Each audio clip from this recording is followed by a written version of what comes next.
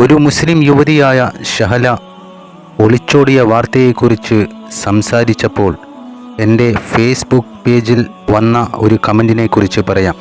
ആ സഹോദരൻ പറഞ്ഞത് ഇങ്ങനെയാണ്: ഇത്തരത്തിലുള്ള സംഭവങ്ങൾ മുസ്ലിം സമൂഹത്തിൽ മാത്രമല്ല, എല്ലാ മതങ്ങളിലും സംഭവിക്കുന്നുണ്ട്. അതുകൊണ്ട് ഒരു വ്യക്തിയുടെ തെറ്റിനെ മുഴുവൻ സമൂഹത്തിൻ്റെയും മതത്തിൻ്റെയും മേൽ ചുമത്തുന്നത് നീതിയല്ല എന്ന തരത്തിലാണ് അദ്ദേഹം സംസാരിച്ചത്. എന്നാൽ സഹോദരൻ മനസ്സിലാക്കേണ്ട ഒരു കാര്യം, മുസ്ലിം സ്ത്രീകൾക്ക് ഇസ്ലാം നൽകിയിരിക്കുന്ന സ്ഥാനവും പവിത്രതയും വളരെ ഉയർന്നതാണ്. വിശ്വാസം, മാന്യത, കുടുംബ ബന്ധങ്ങളുടെ സംരക്ഷണം, വിവാഹബന്ധത്തിലെ വിശുദ്ധി എന്നിവയ്ക്ക് ഇസ്ലാം വലിയ പ്രാധാന്യം നൽകുന്നു. അതിനാൽ ഒരു മുസ്ലിം സ്ത്രീയോ പുരുഷനോ ഈ മൂല്യങ്ങൾക്ക് വിരുദ്ധമായി പ്രവർത്തിക്കുമ്പോൾ അത് വ്യക്തിപരമായ തെറ്റ് മാത്രമല്ല, അവർ പിന്തുടരുന്ന മതത്തിൻ്റെ ഉയർന്ന ആദർശങ്ങളിൽ നിന്ന് അകന്നു പോകുന്നതുമാണ്. ഇത്തരത്തിലുള്ള തീരുമാനങ്ങൾ പലപ്പോഴും കുടുംബങ്ങളുടെ സമാധാനവും കുട്ടികളുടെ ഭാവിയും സാമൂഹിക വിശ്വാസങ്ങൾക്കും ബാധിക്കാറുണ്ട്.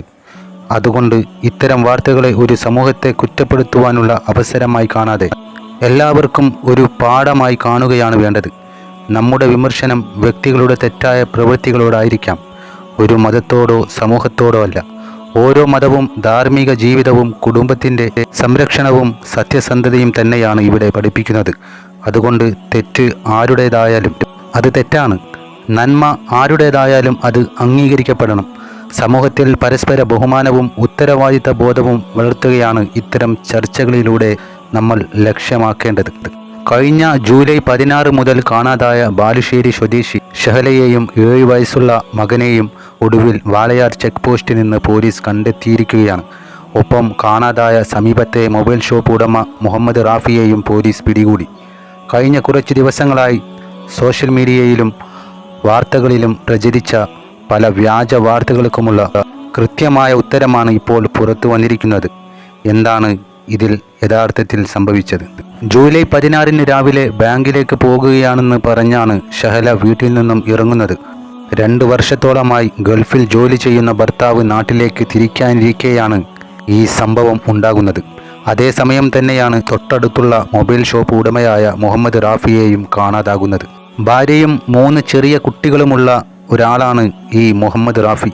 വ്യാജ പ്രചാരണങ്ങളും ഊഹാപോഹങ്ങളും സോഷ്യൽ മീഡിയയിൽ പടർന്നു പിടിച്ചെങ്കിലും ഒടുവിൽ വാളയാർ ചെക്ക് പോസ്റ്റിൽ വെച്ച് പോലീസിൻ്റെ കൃത്യമായ പരിശോധനയിലാണ് ഇവരെ കാറിൽ സഞ്ചരിക്കവേ കണ്ടെത്തുന്നത്.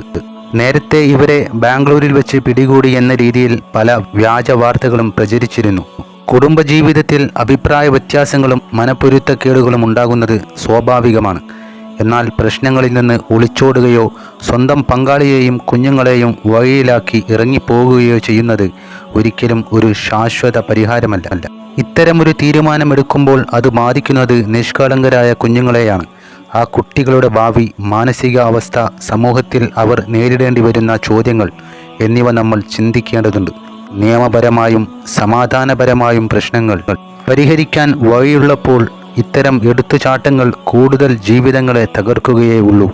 വീട്ടിൽ സ്വൈര്യമില്ല, നാത്തൂൻ പോര് എന്നൊക്കെ പറഞ്ഞ് പലതരത്തിലുള്ള വോയിസുകളെല്ലാം നമ്മൾ കേൾക്കാനിടയായപ്പോഴും ഇത്രയും മാനസിക വിഷമത്തിൽ കഴിയുന്ന ഒരു പെണ്ണ്, മുസ്ലിമായ പെണ്ണ്, ഈ വേളയിൽ എങ്ങനെയാണ് ഒരു അവിഹിത ബന്ധത്തിലേക്ക് എത്തിയത്?